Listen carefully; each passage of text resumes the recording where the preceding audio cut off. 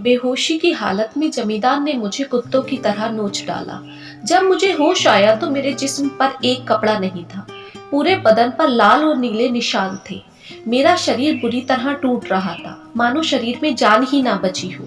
किसी तरह कपड़े पहनकर मैं बाहर आई, पर दिमाग में यही चल रहा था, किसने किया मेरे साथ ऐसा। जमींदार पर तो मुझे कभी शक नहीं था। भला और मीठी वाणी वाला व्यक्ति था वो। हर वक्त मुझे बेटा कहकर बुलाता था। कभी उसकी पत्नी मुझे डांट भी दिया करती तो वह अपनी पत्नी को ही डांट दिया करता। बच्ची है, क्यों डांट रही हो। मैं जमींदार के पास अपनी आप बीती सुनाने गई। मुझे लगा मुझे इंसाफ सिर्फ जमींदार बाबू ही दिला सकते हैं। मैंने कमरे का दरवाजा खटखटाया। वो बिस्तर पर लेटे थे।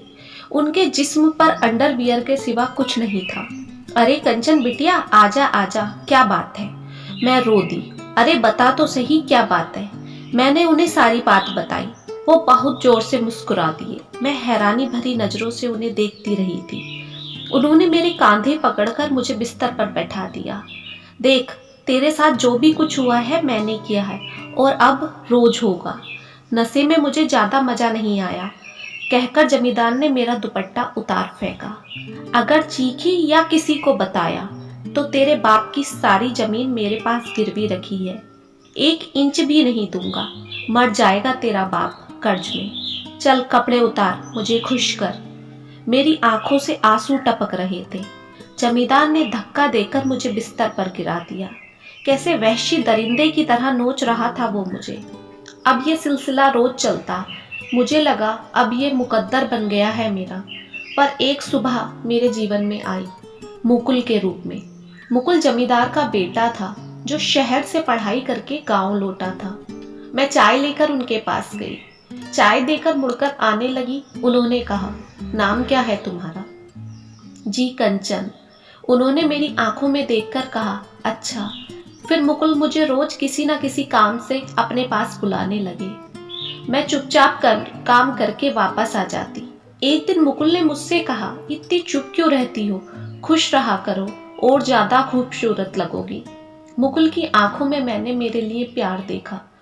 फिर मैं और मुकुल घंटों बात किया करते। मुकुल मुझे शहर की बातें बताते। मुझे अच्छा लगता। कितनी सीधी हो तुम कंचन, कुछ भी कहो मान लेती हो तुम। तुम्हारे जैसी लड़की आज के समय में मिलनी कितनी मुश्किल है। मुझसे शादी करोगी। मैं मिट्टी की मूरत बन के बैठी थी। जो मेरे कानों ने सुना उस पर मुझे यकीन नहीं था। मुकुल ने एक बार फिर से कहा, मेरी पत्नी बनोगी तुम। मेरी आंखों के सामने जमींदार के सारे जुल्म घूम रहे थे। जमींदार से बदला लेने का इससे अच्छा रास्ता और कोई नहीं होगा। फिर एक देवता समान व्यक्ति मेरा पति बनेगा। मैंने हाँ कर दी। मैं और मुकुल चुपचाप मंदिर में शादी करके घर आए।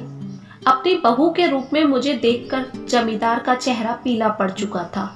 मेरी आंखों में नफरत और होठों पर मुस्कुराहट का मतलब जमींदार बहुत अच्छे से समझ रहा था।